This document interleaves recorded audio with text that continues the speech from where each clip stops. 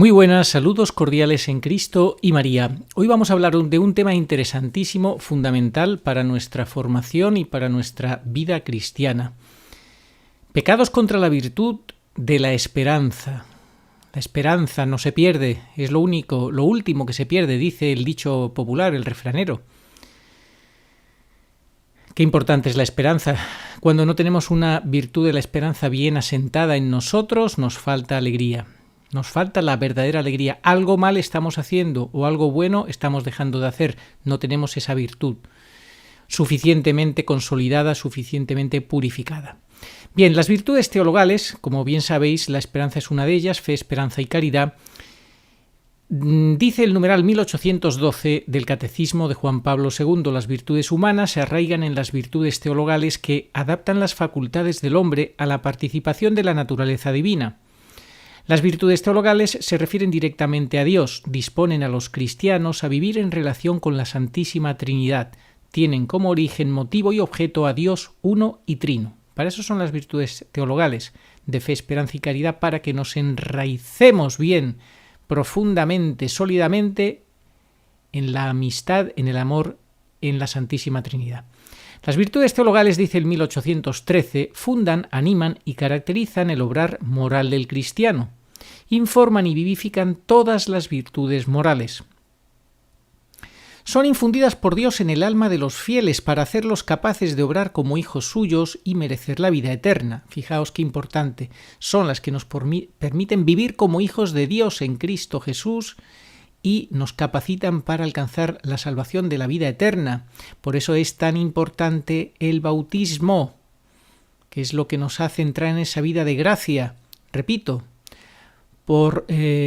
son infundidas, las virtudes teologales son de fe, esperanza y caridad, son infundidas por Dios en el alma de los fieles, de los bautizados, para hacerlos capaces, nos capacitan, hacerlos capaces de obrar como hijos suyos. Es que si no, no podemos obrar como hijos de Dios.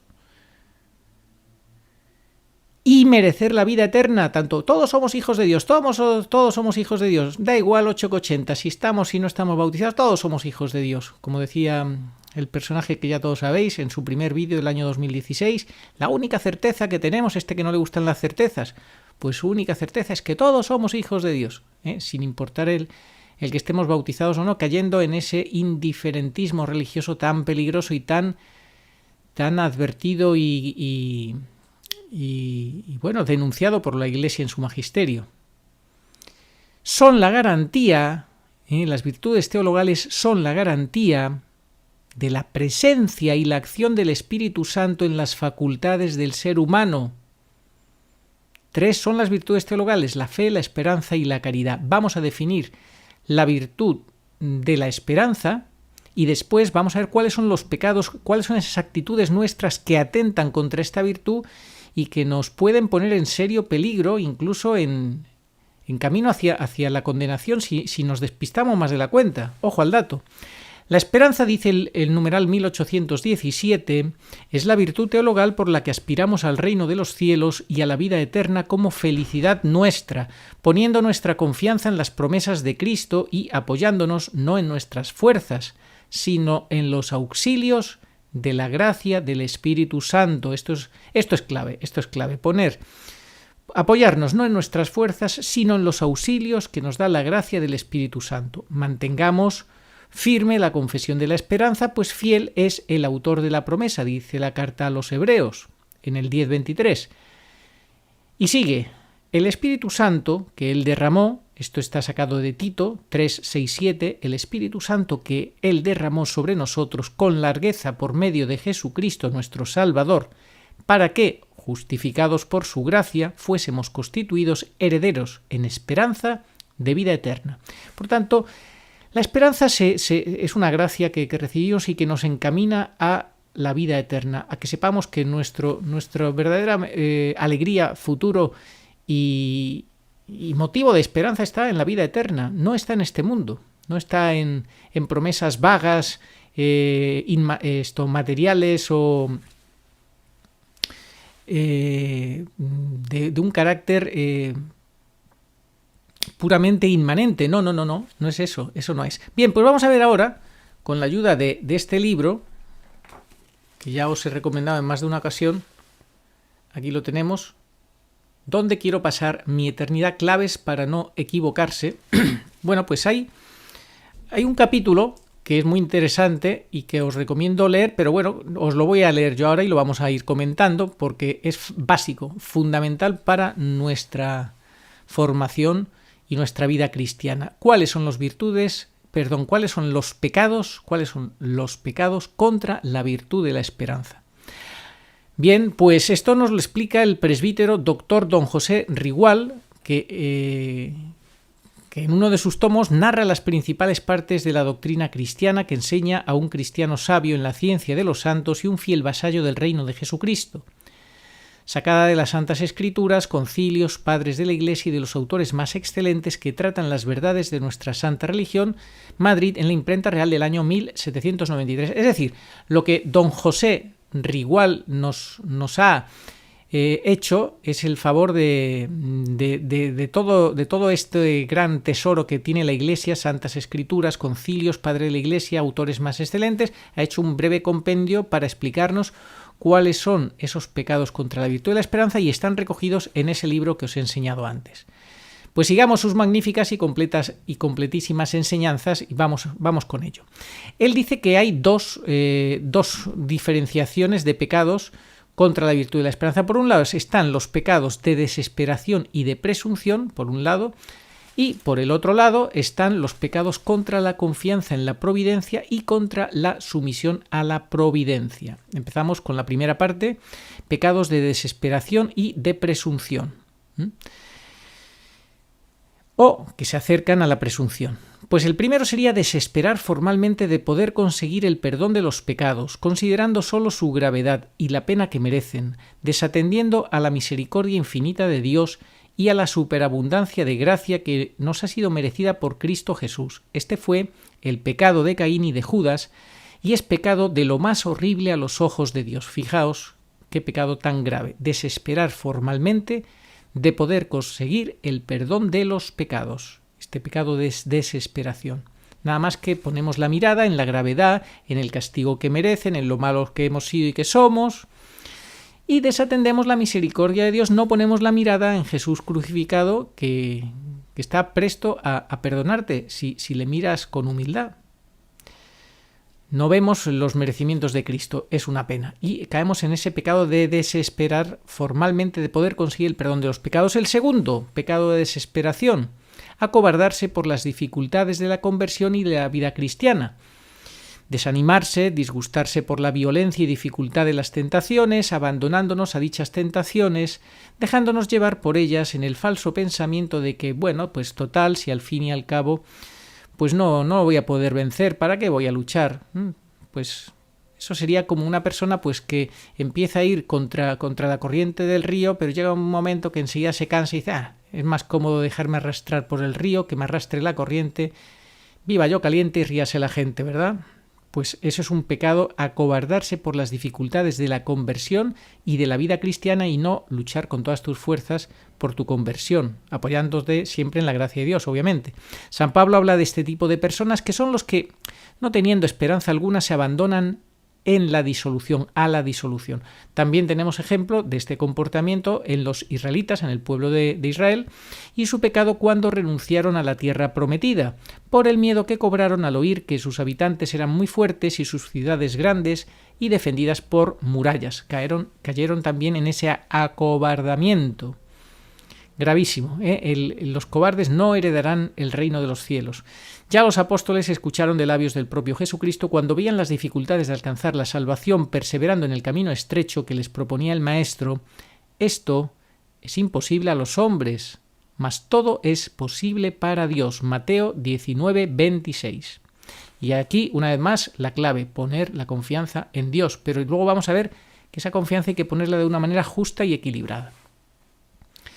El tercer pecado de desesperación o que se acerca a la desesperación sería admitir voluntariamente pensamientos de desconfianza tocantes a la salvación, que arrojan al hombre a la melancolía, a la inquietud y a la inacción, al pasotismo, decimos en España. Estado funesto que conduce en fin a la desesperación, si no se vuelve luego sobre los sentimientos de confianza en la bondad de Dios, que son los que nos van a excitar al trabajo y a la acción y a la oración, que es muy importante porque si no oramos no tenemos nada sin la oración y todo como fruto de ella. El cuarto pecado de desesperación o que se acerca a ella es cansarse en las dilaciones y tardanzas de Dios, cuando pedimos a Dios cosas y vemos que no, aparentemente no nos escucha y demás, aparentemente. Entonces perdemos el ánimo bajo el pretexto que después de tanto tiempo que se implora el socorro del Señor, el socorro aparentemente no viene, las oraciones no son oídas, que no se ha hecho a lo que se parece también algún progreso en la virtud, nos cansamos de no progresar, de que se recae siempre en las mismas faltas, de donde proviene también la desesperación.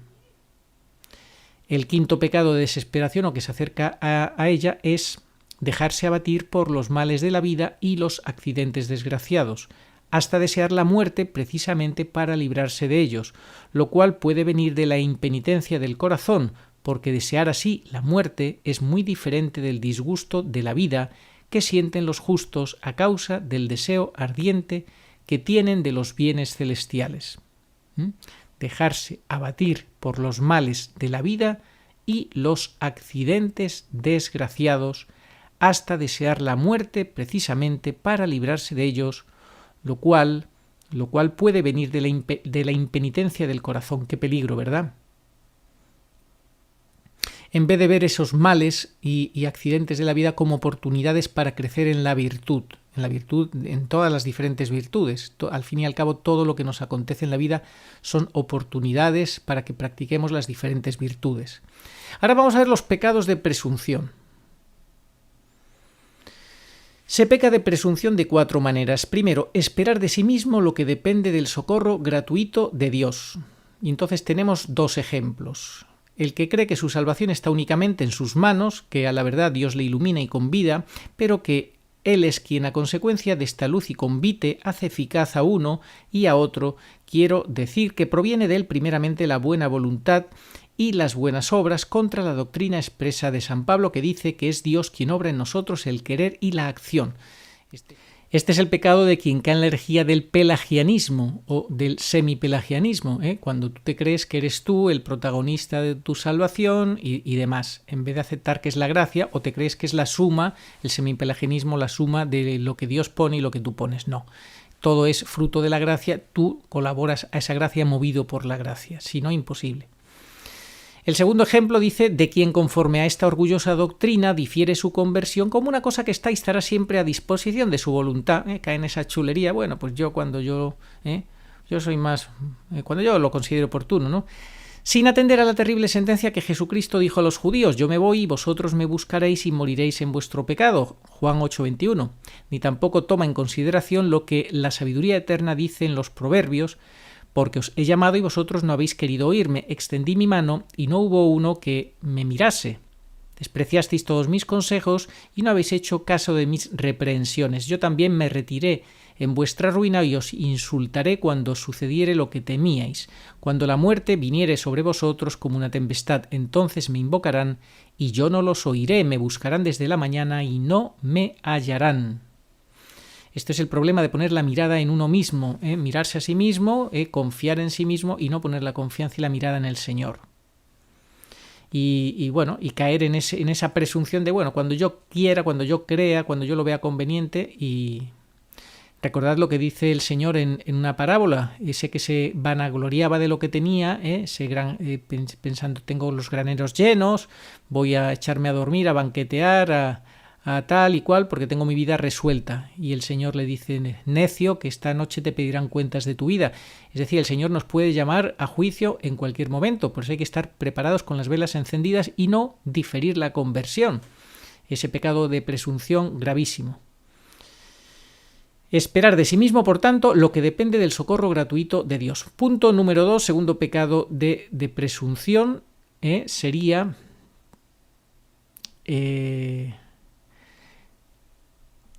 lisonjearse graciosamente de haber recibido la gracia y ser justo y descansar en este pensamiento. Muchos son los que cometen este pecado. En primer lugar tenemos los que se fundan para esto en que han sido absueltos por el confesor, pero sin mudar de vida ni haber hecho obras de penitencia. Esto es gravísimo, esto ya lo cuenta Lo cuenta en un ejemplo el Padre Pío, de uno que se confesó y se condenó porque hizo mal la confesión, porque pecó contra el Espíritu Santo. No, sin mudar de vida ni haber hecho obras de penitencia, los que juzgan así de su justicia porque ejercitan algunas prácticas exteriores de devoción y desprecian al mismo tiempo o no hacen caso de la práctica de los mandamientos. De Dios y de las máximas del Evangelio hay de vosotros, dice Jesucristo, escribas y fariseos hipócritas que diezmáis de la hierba buena, del eneldo y del comino. Esto es de las cosas más menudas a que no os obliga la ley y habéis despreciado los preceptos más graves de la ley, la justicia, la misericordia y la fe. B. Los que se aplauden de la observancia exterior de los mandamientos y se imaginan que porque son irreprensibles delante de los hombres son también justos e inocentes también a los ojos de Dios, y por esta razón se prefieren a otros, como el fariseo que decía: gracias te doy, Dios, porque no soy como los demás hombres, estafadores, injustos, adúlteros, ni aun como este recaudador de impuestos. Luego están los que, viviendo en un estado criminal, se tienen por justos, porque se apoyan sobre opiniones relajadas o sobre la falsa idea que tienen de la bondad de Dios, quien, como ellos dicen, como una especie de blasfemia, no es escrupuloso ni repara en menudencias. Pues eso es mantenerse en un estado criminal y tenerse por justo y no tratar de convertirse. Esto es pues lo que es peligrosísimo y lo que tenemos que tratar de evitar. El tercer pecado sería prometerse que Dios dará su gracia. Estamos viendo los pecados de presunción. Y entonces tenemos unos cuantos ejemplos. En primer lugar, sin cuidar de practicar ciertos medios exteriores que preparan al alma para recibirla, como el alejarse de las ocasiones próximas de pecado, leer libros piadosos, etc. Dios va a dar su gracia, entonces te echas a dormir y te arrastra la corriente. El que se echa a dormir le arrastra la corriente. En segundo lugar, tentando a Dios con una confianza temeraria de que nos concederá los socorros necesarios para evitar el pecado, aun cuando nos expongamos voluntariamente a las ocasiones o abrazamos sin vocación un estado que es difícil para la salvación. Este también es muy peligroso, la confianza temeraria, de que Dios nos concederá pues los socorros necesarios tentando a Dios indebidamente, es decir, una falta de equilibrio. La confianza excesiva es peligrosa también, en exceso. O sea, hay que tener una confianza muy grande en Dios, sí, grandísima, máxima, pero con una vida equilibrada, no haciendo tú cosas que atenten contra dicha confianza. Luego, lisonjeándonos de que aplacaremos a Dios y redimiremos nuestros pecados con limosnas, como que vamos a comprar a Dios la salvación, u obras de piedad, sin que sea necesario mudar de vida, lo que según los santos padres, querer corromper al soberano juez. Eso no puede ser. Sin conversión no hay salvación. Aquí de comprar la salvación, eso es pretender corromper al soberano juez, como dicen los santos padres. Y en cuarto lugar tenemos, en fin, persuadiéndose de que Dios está siempre pronto a recibirnos en su gracia, por tu cara bonita, y en esta esperanza pues no se piensa mudar de vida. Esta es la clave, mudar de vida. Si no mudamos de vida, si no luchamos por mudar de vida, por la conversión, pues esto no agrada a Dios. Sin conversión no hay salvación, porque habiendo prometido el Señor que en cualquier tiempo que vuelva el pecador a Él le perdonará sus pecados, entonces concluye el pecador fácilmente que, diciendo entonces a la hora de la muerte un pequé de corazón, Dios no dejará de perdonarnos todos nuestros pecados. Esto es muy peligroso. Decir, bueno, ya me confesaré, ya pediré perdón a Dios, que Dios es muy bueno y demás, pero no se piensa que si bien de una parte es muy cierto que Dios está siempre pronto a perdonar al pecador que se convierte a Él y le busca de todo corazón y con toda la amargura de su alma, como dice la Escritura, es también indubitable, de otra parte, que son muy raras las conversiones de esta naturaleza a la hora de la muerte en todos aquellos que han vivido largamente apartados de Dios, que la conversión del corazón, según el curso ordinario de la gracia, tiene sus principios y sus progresos, tiene su maduración. Esto es como el que pretende que una mujer pues madure a un bebé dentro de su interior pues en 9 minutos en vez de 9 meses. No, eso no puede ser, necesita un tiempo. Hay que ir madurando, gestando. Pues la conversión hay que irla gestando para que su parto dé a luz la vida eterna. Pues si tú pretendes dar a luz en 9 minutos en vez de 9 meses, vas mal. Es indubitable que son muy raras las conversiones de esta naturaleza a la hora de la muerte en todos aquellos que han vivido largamente apartados de Dios, que la conversión del corazón según el curso ordinario de la gracia tiene sus principios y progresos y que para conseguir la perfecta reconciliación con Dios son necesarios muchos gemidos y penosos esfuerzos. Llorar muchas veces de haber traicionado a Dios, de haber negado a Dios, de haber desobedecido a Dios, haberte arrepentido muchas veces de eso, haberte arrepentido muchas veces de tus pecados, de tus faltas, haberte humillado muchas veces, haber tratado muchas veces de corregirte, bueno, las que sean necesarias, ¿no? Pero esto de decir, no, bueno, nada, ande yo caliente, ríese de gente, hago yo lo que me apetece, lo que tal, ya pediré perdón a Dios, eso es peligrosísimo. El cuarto pecado, pues el cuarto pecado contra la presunción sería confiar en las riquezas y no en Dios. Es también pecado de presunción el confiar en las riquezas, en su crédito, en su nacimiento, en el favor de los grandes y no en Dios, en tu cara bonita, en que yo me lo merezco. Y fundar el buen éxito de sus empresas y designios en sus luces, su prudencia, su previsión, esto del yoísmo, yo, no, yo me lo he ganado, yo lo he conseguido, yo lo he hecho, yo tal, yo lo voy a conseguir tal. Como aquel de quien dice el profeta, ved aquí el hombre que creía no necesitar el socorro de Dios, puso toda su confianza en la muchedumbre de sus riquezas y pensó prevalecer con el vano apoyo que le daba su fortuna. Pero lo pensó en vano porque Dios humilla a los que presumen de sí mismos, y maldito el hombre que pone su confianza en el hombre, que hace para su apoyo un brazo de carne y cuyo corazón se aparta de Dios. Cuidado. Ahora vamos a ver los pecados contra la justa confianza en la divina providencia. Vemos ahora los pecados en los que está inmersa, entra en juego la providencia. Pues los pecados contra la justa confianza en la divina providencia son dos, la desconfianza y la confianza presuntuosa, es decir, los dos extremos. O confiamos en exceso y no hacemos nuestra parte, o no confiamos lo suficiente, caemos en la desconfianza y la desconfianza le molesta mucho al Señor. Primero la desconfianza. Como el inquietarse mucho por lo que ha de venir. Este nos viene muy bien que meditemos en estos momentos que sabemos lo que va a venir en los próximos meses, en nuestra ciudad, en nuestro país, en nuestro mundo. Cuidado, sabemos lo que va a venir y entonces podemos caer en esa desconfianza, en ese inquietarse mucho por lo que ha de venir, aplicar todos los cuidados a lo temporal, descuidando lo espiritual y lo más necesario. Nos olvidamos de las promesas del Señor, de su palabra que dice, en primer lugar, buscad el reino de Dios y su justicia, y lo demás se os dará por añadidura, pero nos olvidamos entonces de buscar ese reino de Dios y su justicia en primerísimo lugar. Entonces buscamos apoyos, protecciones y establecimientos y creemos entonces tenerlo todo perdido cuando faltan dichos apoyos o socorros humanos. Es un pecado que no es menor por ser común, porque las Escrituras nos recomiendan en todas partes la confianza en Dios y una confianza entera, sin división. Descargaos, dice el profeta, todos vuestros agobios y cuidados abandonándoos al Señor, y Él os aliviará. Arrojad, dice San Pedro, todas vuestras inquietudes en su seno, porque Él mismo cuida de vosotros. En segundo lugar, pecado contra la justa confianza en la divina providencia sería la confianza presuntuosa, como exponerse sin necesidad a algún peligro de manera temeraria, contando con la protección de Dios. Se ven algunas gentes que arrostran a los peligros con mucha serenidad, persuadidos de que un librito que llevan, una medallita o escapulario que cuelgan en sus cuellos, o una oración les preservará de todo daño o mal, de toda desgracia, y esto se llama tentar a Dios, y va contra la enseñanza de la Escritura que prohíbe tentar a Dios. Así que cuidado, o sea, hay que tener total confianza y abandono en Dios, sí, pero sin tentar a Dios. ¿Eso cómo se come? ¿Eso cómo se hace? ¿Eso cómo se cae en ese pecado? Bueno, hay que verlo con un director espiritual a ser posible.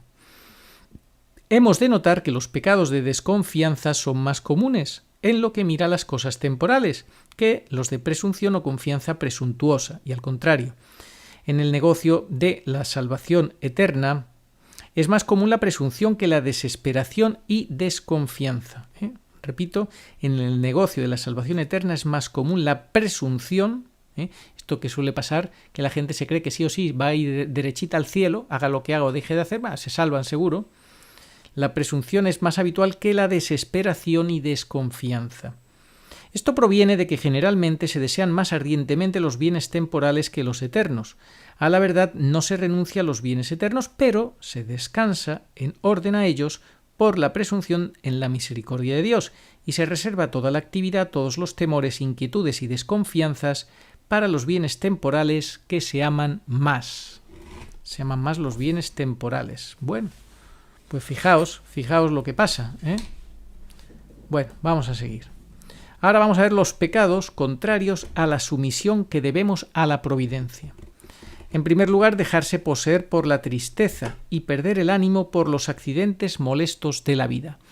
Esto es lo que nos pasa cuando nos faltan muchas virtudes. Si tuviéramos más virtud, pues no reaccionaríamos mal de esas maneras, sino que lo veríamos todo con otros ojos. Pero dice que dejarse poseer por la tristeza y perder el ánimo por los accidentes molestos de la vida, por la pérdida de los bienes temporales, por las desgracias, por los destierros, las humillaciones, las muertes de los parientes y amigos. Y en el fondo esto es señal de que estamos muy apegados a este mundo, a las cosas materiales, a las personas, a nosotros mismos, y no hemos hecho esa purga, esa purificación de nuestros sentidos, de nuestros apegos y demás. Estos excesos de tristezas provienen de la falta de fe y de esperanza. El apóstol, claro, no tenemos puesta nuestra esperanza y nuestra alegría realmente en el Señor, sino en cosas, ¿eh? El apóstol, hablando de la muerte de los parientes, nos encarga mucho que no nos contristemos como los paganos que no tienen esperanza. Esto es muy importante, porque sabemos lo que va a venir en los próximos meses, muchas muertes de familiares en próximos años, no de aquí a muchos años, en los próximos 3, 4, 5 años vamos a ver muertes de muchas personas conocidas, familiares. Y entonces esto tenemos que vivirlo como verdaderos creyentes, no como los paganos. No nos dice, como lo nota San Agustín, que no nos apenemos, sino que no nos dejemos dominar ni nos abandonemos a la tristeza como aquellos paganos que no tienen esperanza. En segundo lugar, si el primero era dejarse llevar por la tristeza y perder el ánimo por los accidentes molestos de la vida, el segundo es murmurar contra Dios en estas ocasiones. Bueno, eso lo vamos a ver con toda seguridad en muchísima gente. Cuando empiece todo la traca final o a ponerse la cosa seria en los próximos meses y años, pues mucha gente va a murmurar contra Dios, y eso es un pecado gravísimo. Y todo viene de no haber ejercitado las virtudes de fe, esperanza y caridad. Por eso es tan importante que las ejercitemos, para que cuando vengan las cosas bien difíciles, mal dadas, no murmuremos nunca contra Dios. Murmurar contra Dios en estas ocasiones u otras semejantes, sufrir con impaciencia las persecuciones, las calumnias o cualesquier otra clase de contratiempos o trabajos que sobrevengan. Fijaos como los apóstoles que estaban ya curtidos en 1000 batallas, San Pablo lo dice que para nosotros es un privilegio no solamente creer en Cristo Jesús, sino también poder padecer por Él. ¿Cuándo llegará el día en que nosotros alcancemos esa virtud de querer padecer por Cristo, de estar alegres por padecer por el Señor, por su Evangelio, por la Iglesia? Ojalá lleguemos a eso, el Señor nos lo conceda y nosotros nos hagamos acreedores de esta virtud. Los ya mencionados, son los principales pecados contra la esperanza cristiana, pero podemos comentar algunas consideraciones para mejor entenderlos. Tenemos la obligación de conservar y aumentar nuestra fe. La esperanza es necesaria para la salvación y uno de los más grandes dones de Dios. Luego estamos obligados también a cuidar la esperanza. La esperanza se debilitaría, la esperanza la tenemos hasta que lleguemos a la meta. Por eso siempre los ojos fijos en la meta, en el iniciador y consumador de nuestra fe, que es Jesucristo. La esperanza se debilitaría y llegaría al fin a extinguirse si no procuramos aumentarla. Lo que no crece en las virtudes mengua. Ejercitándonos frecuentemente en actos de esperanza. ¿Podemos ejercitarnos en actos de esperanza? Pues sí, esta es la buena nueva. Y meditando en aquellos objetos que la fortalecen y animan. Hay que fijarse en aquello que anima y fortalece la esperanza, no en lo que lo debilita, no en lo que la prostituye o la confunde o la impregna de tóxicos, eso no. Meditando, por tanto, en aquellos objetos que la fortalecen y animan. Sin esto, ¿cómo podríamos sufrir siempre con paciencia las adversidades y trabajos de la vida? ¿Y cómo podríamos conservar el corazón desprendido de los bienes de la tierra que tanto halagan a los sentidos? porque la esperanza es la que nos alienta y consuela en la muerte de nuestros padres y amigos, como decía San Pablo, y nos hace mirar con desprecio las aflicciones y males de esta vida por el deseo de los bienes inefables que están destinados para los elegidos de la otra. Pedir muchas veces al Señor: cuéntame entre tus elegidos, Señor. La esperanza nos ayuda a ponderar como poca cosa o nada la felicidad de la vida presente. Esto se ha convertido en el Dios, el falso Dios, en el ídolo de esta sociedad. Lo que importa es que seas feliz. Pero qué felicidad, hijo mío, hija mía, qué clase de felicidad. ¿A qué felicidad aspiras tan chata, tan falsa o tan artificial, de fuegos artificiales que después de que ya han explotado nada más que te queda humo, vacío y nada? Porque es la felicidad de este mundo que pasa. Por eso la esperanza nos ayuda a ponderar como poca cosa o nada la felicidad de la vida presente como algo que no tiene proporción alguna con el peso de la gloria que nos está prometido en la otra y por el cual nos hace suspirar esta virtud teologal. Recordad esa palabra de Dios que dice: ni el ojo vio, ni el oído oyó, ni mente humana puede imaginar lo que Dios tiene preparado para los que le aman. Esta es la clave: amar a Dios y no temer nada. Quien ama verdaderamente a Dios en su día a día, quien se llena del amor de Dios, quien trata de vivir y trabajar para el Señor, realmente si está así enfocado, luchando en esa mirada, en ese enfoque, no temerá nada. Y si le vienen temores, porque humanos somos y nos vienen temores, nos pueden venir, lo superará la gracia de Dios, le dará la capacidad de superar todo eso y tendrá una mirada superior. Por tanto, siendo necesaria la esperanza para sostenernos igualmente contra la adversidad que contra la prosperidad, no dejarnos tampoco hipnotizar o seducir por la prosperidad y sus espejismos o peligros de este mundo, debemos de cuidar mucho de conservar la esperanza y aumentarla a fin de fortalecernos más y más en nuestras santas resoluciones para resistir con esfuerzo a los ataques de nuestros enemigos y confiar animosamente que recibiremos el premio de la victoria por Jesucristo nuestro Señor. Y además tenemos que tener esa capacidad de dar razón de nuestra esperanza, como dice el apóstol San Pedro, el primer papa, que los creyentes tenemos que formarnos de tal manera y estar tan llenos de Cristo que tengamos esa capacidad de dar razón de nuestra fe y de nuestra esperanza. Y por último, ¿por qué medios hemos de procurar el aumento de la esperanza? Bueno, pues vamos a ver 6 medios. El primero es pidiéndoselo insistentemente al Señor en la oración. Eso es fundamental, insistir. El que pide con insistencia en la oración, recibe. El segundo, ejercitándonos en actos de esperanza. El tercero, considerando la bondad infinita de Dios, su amor eterno, la virtud de la preciosísima sangre de nuestro Señor Jesucristo, derramada en la cruz por nuestra salvación, sufriendo dolores atroces por ti, para que tú te salvaras, por mí, para que yo me salvara. El valor de la intercesión de nuestro Señor, valor de intercesión expiatoria ofrecida al Padre, y arrojándonos después de esto con toda confianza en los brazos de Dios Padre, como hizo el buen ladrón, que tuvo total confianza en la promesa del Señor, te lo aseguro. Tú estarás conmigo en el paraíso. ¿Tú? ¿Por qué tú? Porque has reconocido quién soy yo y quién eres tú y bueno, has pedido misericordia honestamente. Y cuando se pide honestamente misericordia, el Señor te la da, te la concede. En cuarto lugar, persuadiéndonos de las cortas facultades de los hombres y de la poca voluntad que tienen de favorecernos. Es que la confianza no hay que ponerla en los hombres, ni en uno mismo, sino en Dios. Y por consiguiente que es mejor esperar en Dios que en ellos, porque Dios es benigno y misericordioso para con nosotros y solo Él puede saciar nuestros deseos y remediar nuestras necesidades. Por eso, qué mala es esa idolatría que hay hoy en día en los seres humanos, en poner toda su confianza en la pareja, en mi amor, pero sin poner en primer lugar a Dios, y eso es construir sobre arena, no sobre roca. Quinto lugar, meditando las promesas que Dios ha hecho a los hombres y la voluntad santa que tiene de cumplirlas en cada uno de nosotros. Dios es el único que cumple todas sus promesas. Y entonces hay que meditar en esas promesas del Señor. Si meditáramos más en ellas, tendríamos mucha más esperanza. Y en sexto lugar, trayendo a la memoria los beneficios generales y particulares que el Señor nos ha hecho y no cesa de hacernos sin merecerlo nosotros. Beneficios, gracias, bendiciones constantes que a lo largo de nuestra vida nos ha hecho el Señor. Si hiciéramos la lista sería interminable. Por eso tenemos de vez en cuando que recordar cuánto ha hecho, cuánto nos ha consentido y concedido el Señor, de cuántos peligros nos ha librado, etcétera, etcétera. Y tantos beneficios que nos ha dado y vamos a no tener esperanza en el Señor. Entonces, definitivamente se trata de tener un equilibrio.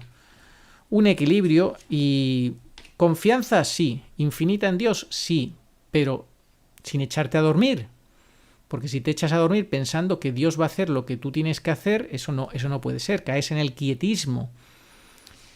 En fin, repito que los pecados contra la virtud de la esperanza son pecados de desesperación y presunción por un lado, el que se desespera porque nada, lo ve que no hay manera, por unas razones o por otras, el que presume que se va a salvar sí o sí por su cara bonita y porque como de Dios es tan bueno, pues se cree que se puede burlar de su misericordia y de Dios nadie se burla, dice Gálatas 6:7, lo que uno siembre, eso cosechará, que siembras pecado, cosecharás corrupción, muerte eterna, etc. Y luego los pecados contra la confianza en la providencia y contra la sumisión a la providencia, al fin y al cabo, pues es algo parecido, es pues una falta de equilibrio entre lo que Dios está dispuesto a darte y tú estás dispuesto a hacer. Y en definitiva es no querer sufrir por amor a Cristo. Al final, cuando rechazamos el sufrimiento, el negarnos a nosotros mismos, que lo dice el Señor, carga con tu cruz, niégate a ti mismo y sígueme, pues claro, si no hacemos eso, ¿cómo vamos a seguir a Cristo? Y si no seguimos a Cristo, ¿cómo vamos a tener esperanza? La esperanza viene solo de seguir a Cristo. Y o seguimos a Cristo o seguimos ídolos, falsos ídolos, no hay más.